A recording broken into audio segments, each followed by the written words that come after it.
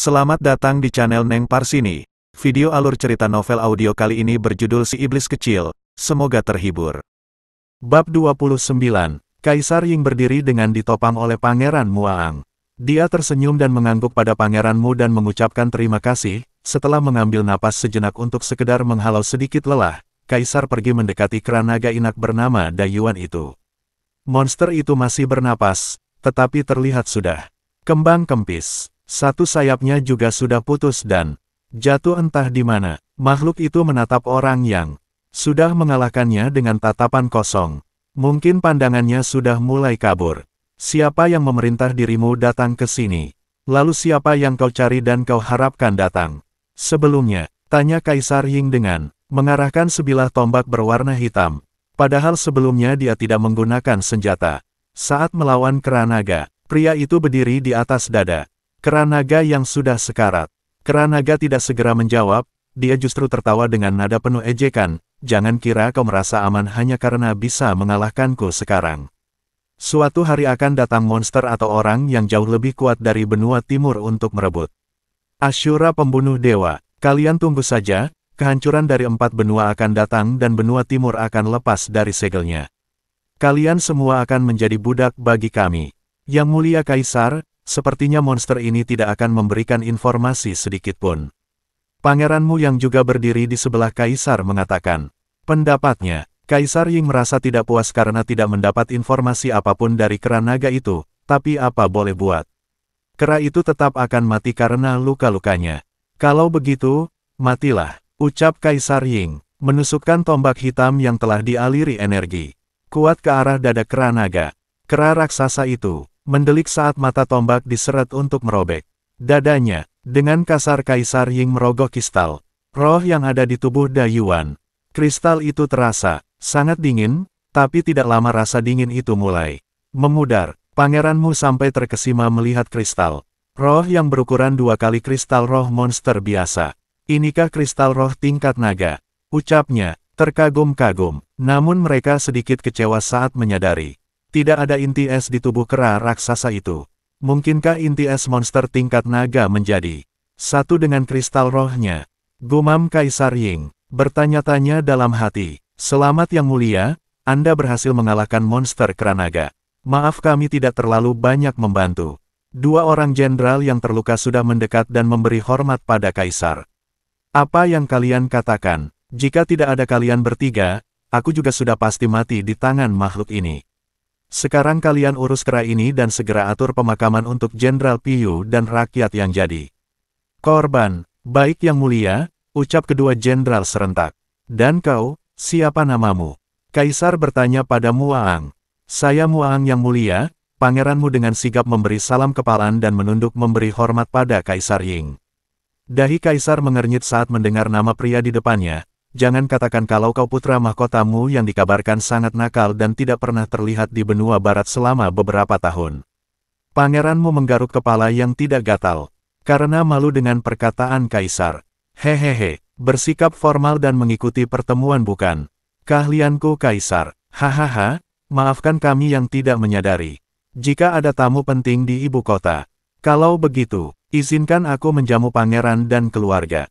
Setelah berbasa-basi sedikit, Kaisar mengajakmu, Aang dan istrinya ke istana, untuk sekalian membahas masalah yang dikatakan oleh kera naga. Sebelumnya, karena dari perkataan Dayuan, jelas itu bukan hanya masalah kekaisaran Ying saja. Meski berhasil mengalahkan Dayuan sang kera naga, tetapi Kaisar terlihat muram saat melihat kondisi ibu kota kekaisaran Ying, yaitu kota Jingin. Apalagi sebelumnya kera naga itu mengatakan, seseorang atau mungkin juga satu kelompok telah menjadikan keempat benua sebagai target. Masalahnya benua timur sudah terputus sangat lama dengan mereka. Tidak mungkin mendapat informasi lain tentang keadaan di benua timur. Baru saja Kaisar dan Pangeran memasuki istana. Mereka sudah disambut beberapa pelayan yang datang dengan wajah kusut. Kaisar, ketuban ratu, sudah pecah. Beliau sedang dalam proses persalinan. Ucap seorang pelayan wanita melapor dengan wajah cemas. Mendengar perkataan pelayan itu, wajah Kaisar langsung terlihat buruk. Dia langsung bergegas pergi dan meninggalkan pangeranmu bersama para penasihat. Wu Ning, bagaimana keadaan istriku? Dengan perasaan cemas, Kaisar memegang kedua pundak Wu Ning, karena wanita itu yang selalu menemani istrinya, Ratu Sueyao. Maaf yang mulia, sebaiknya Kaisar lihat sendiri keadaan putra mahkota. Melihat gelagat Wu Ning yang terlihat tidak biasa, membuat Kaisar dengan tergesa-gesa menemui istrinya. Padahal dia masih terluka oleh pertarungan sebelumnya. Istriku, bagaimana keadaanmu? Tanya penguasa kekaisaran itu dengan perasaan kacau. Dia melihat istrinya tengah berurai air mata sembari mendekap seorang bayi yang masih sangat mungil dan kecil. Karena belum waktunya bagi bayi itu untuk terlahir ke dunia. Sementara itu tabib wanita terlihat berusaha menjaga agar bayi merah itu untuk terus hidup. Dia dengan cemas mengurut dada bayi agar kembali bernapas. Ratu Sueyao mulai menangis, dia walau sedang lemah dan menahan sakit tidak bisa berkata-kata. Suamiku, putra kita, ucapnya dengan mulai sesegukan. Wu Ning yang melihat keadaan itu juga tidak bisa menahan tangis, dia yang paling tahu berapa lama Kaisar dan Ratu menginginkan putra. Mereka sengaja menahan untuk tidak memiliki keturunan dalam waktu lama. Memusatkan diri pada pelatihan agar mencapai ranah mereka saat ini. Dengan langkah gontai, Kaisar mendekati istri dan putranya yang baru lahir, namun bayi itu dalam keadaan hampir tidak bernapas. Tenanglah yang mulia, dia masih bernapas. Tapi denyut jantungnya sangat lemah, ucap tabib istana berusaha menenangkan. Namun sampai saat ini, putra mahkota belum juga menangis. Tubuh bayi itu malah mulai berwarna kebiruan. Katakan padaku tabib, apa putraku akan selamat? Melihat tatapan Kaisar Ying, tabib wanita itu menjadi panik. Apalagi bayi itu mulai terlihat berhenti bernapas. Namun sebuah keanehan muncul. Sebuah asap tipis tiba-tiba menyelimuti ruangan. Putramu tidak akan selamat jika kau biarkan seperti itu. Aku bisa membuatnya tetap hidup jika kau menginginkannya. Suara seorang wanita yang sangat asing mengejutkan Kaisar dan Ratu. Tapi anehnya hanya mereka berdua yang dapat melihat sosok wanita yang memiliki 2 ekor di belakangnya. Wu Ning, tabib serta pelayan lain tidak melihat apapun. Dalam penglihatan mereka saat ini Kaisar dan Ratu hanya menangis dan berusaha membuat bayi mereka tetap bertahan hidup. Siapa? Kaisar langsung bersikap waspada, dengan posisi menjaga istri dan putranya. Dia benar-benar terkejut tidak merasakan kehadiran wanita itu sedikitpun. Perasaan cemas mulai menghinggapi pria itu saat teringat kembali di waktu pertarungan. Keranaga berteriak menyebut rubah betina. Wanita rubah itu berjalan dengan santai tanpa terlihat takut sedikitpun. Dengan menggunakan kristal roh kera bodoh itu, aku bisa membuat putramu hidup kembali, ucap wanita rubah sembari memainkan kuku jarinya. Siapa kau? Bentak Kaisar dengan mengeluarkan tombak hitam dari artefak penyimpanan. Aku dikirim bersama Dayuan untuk merampas teknik sempurna dari Asyura pembunuh dewa, tapi kau tenang saja, aku tidak berminat memuaskan orang-orang itu, ucap rubah betina dengan tatapan kesal karena Kaisar masih mengacungkan senjata padanya. Baiklah, tampaknya kau lebih memilih putramu mati, jadi, sebaiknya aku selamatkan putraku. Ratu Sueyao memotong perkataan wanita rubah karena dia melihat putranya sudah tidak bernapas. Adik Sue, wanita ini tidak dapat dipercaya. Kaisar untuk pertama kali tidak tahu harus berbuat apa, wanita di depannya tidak jelas asal-usulnya, terlebih lagi, dia adalah manusia setengah monster. Kalian mau atau tidak, sedikit lebih lama lagi, anak ini tidak akan bisa dihidupkan kembali. Mendengar perkataan wanita rubah, Kaisar menjadi bimbang. Dia menatap istrinya yang sedang menarik pakaiannya. Selamatkan putraku, dengan menangis, Ratu Sue memohon pada suaminya. Jika kau berbuat macam-macam, aku pasti akan membunuhmu. Kaisar memberi ancaman walau dia sudah menyimpan senjatanya. Jika aku ingin kalian mati, sudah kulakukan sejak tadi. Kalian kira bisa menang jika aku membantu kera bodoh itu? Rubah betina, mendengus kesal karena tidak senang diancam oleh Kaisar. Dia merasa sudah berniat baik ingin menyelamatkan bayi mereka, tetapi justru diperlakukan tidak menyenangkan. Perintahkan semua orang keluar dari ruangan, aku tidak bisa melakukan teknik terlarangku dengan ilusi sekaligus. Mendengar permintaan rubah betina, Kaisar Ying memerintahkan tabib dan semua pelayan termasuk Wu Ning untuk keluar. Walau perasaan bingung, mereka tetap mengikuti perintah Kaisar. Rubah betina mendekati bayi yang sudah membiru itu, jangan lihat kalau kalian tidak tahan, ucapnya. Dia kemudian dengan cekatan menggores dada bayi itu dengan kuku telunjuk yang tiba-tiba saja memanjang. Tidak ada darah yang mengalir dari dada putra mahkota itu.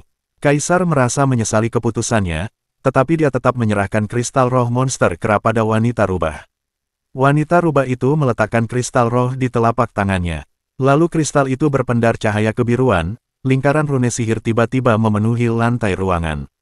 Memurnikan kristal roh tingkat naga ternyata memang sangat sulit, ada harga yang harus dibayar oleh anak ini kelak karena aku tidak bisa sepenuhnya memurnikan, akan butuh waktu lama dan putra kalian tidak memiliki waktu lagi. Apa kalian tetap dengan keputusan kalian? Tanya wanita rubah dengan datar. Hidupkan saja putraku wanita rubah, hidupkan Cener. Ucap Ratu Sue dengan cepat menyela kaisar yang terlihat ingin berbicara. Ratu tampaknya tidak ingin suaminya berubah pikiran. Kasih sayangnya mengalahkan logikanya saat ini. Namaku WR, ucap wanita rubah sembari berusaha memasukkan kristal roh di dada putra mahkota. Jantung Kaisar Yingsu dan Ratu Sue Yao berdegup kencang, mereka berdua diliputi perasaan gelisah. Ini pertama kali bagi mereka melihat teknik seperti yang dilakukan oleh WR. Biasanya kristal roh akan diserap dan dimurnikan bersamaan. Adik Sue, ucap Kaisar sembari menggenggam jemari istrinya. Tidak lama kemudian, rubah betina meletakkan telapak tangan di dada putra mahkota. Kristal roh sudah berada di dekat jantung bayi itu. Dada bayi itu mulai mengeluarkan cahaya. Keunguan yang makin lama makin meredup. Tidak lama setelahnya, lingkaran sihir di lantai ruangan pecah dan sebuah gelombang energi menyeruak dari tubuh putra mahkota. Wueek, tangis bayi itu mengejutkan Kaisar dan Ratu Sue. Yao langsung meraih putranya dan memeluknya. Dengan erat, dia menangis penuh keharuan. Sementara Kaisar walau senang tetap diliputi kegelisahan. Dia teringat dengan ucapan WR. Sebelumnya, akan ada bayaran yang akan didapatkan oleh putranya. Terima kasih. Ratu ingin mengucapkan terima kasih, tetapi wanita rubah itu sudah tidak ada di dalam ruangan. Hanya suaranya saja sayup-sayup terdengar, makin lama semakin hilang. Rahasiakan tentangku ke dunia luar, jika ada masalah pada anak itu. Aku meninggalkan teknik segel agar ki monster tidak lepas keluar, kecuali diserap sendiri olehnya. Kaisar melihat sebuah gulungan tergeletak di atas meja di samping tempat tidur, tetapi untuk saat ini dia membuang semua pikiran buruk pada putranya dan juga motif sebenarnya dari wanita rubah misterius itu. Wu Ning, para pelayan dan tabib akhirnya bergegas masuk setelah diizinkan oleh Kaisar. Mereka bertanya-tanya dalam hati apa yang sebenarnya terjadi, tidak mungkin bayi yang sudah mati bisa hidup kembali. Begitulah yang ada dalam benak mereka, tetapi pada akhirnya mereka bersuka cita untuk Kaisar dan Ratu atas kelahiran putra mahkota yang mereka namai Ying Chen. Putri Mulian terus menceritakan tentang asal-usul Wu Chen pada orang-orang di sekelilingnya. Wu Chen sendiri terlihat kebingungan, ini pertama kali dia mendengar nama ayah dan ibunya. Itu pun jika yang diceritakan putrimu adalah kebenaran. Walau Nenek Wu Ning tidak pernah menyebut nama ayahnya, dia selalu mengira jika pria yang menjadi ayahnya juga bermarga Wu. Tapi tampak jelas tidak ada kebohongan dari mata putri bercadar itu saat bercerita. Lalu kenapa Nenek Wu menyimpan rahasia besar itu padanya? Pada akhirnya semua pikiran yang menggelayut di benak pemuda itu sudah dibawa oleh nenek hingga ke peristirahatan terakhirnya. Lalu apa yang terjadi hingga Wu Chen, maksudku Pangeran Ying hingga sampai ke benua barat? Chungli tampak antusias ingin mendengar lebih, terutama tentang wanita rubah. Bagaimana putrimu bisa mengetahui kalau dia yang menghidupkan Ying Chen? Wu Chen bahkan tidak mendengar suara teman-temannya, dia sendiri merasa dunianya terbalik, dari orang pinggiran yang hidup berdua dengan nenek. Tiba-tiba menjadi seorang pangeran yang belum jelas keaslian ceritanya. Walau cerita dari Mulian tidak jauh berbeda dengan cerita Nenek Ning yang hanya menceritakan garis besarnya saja. Terima kasih, dan nantikan bab berikutnya esok hari. Salam bahagia dan selamat beraktivitas.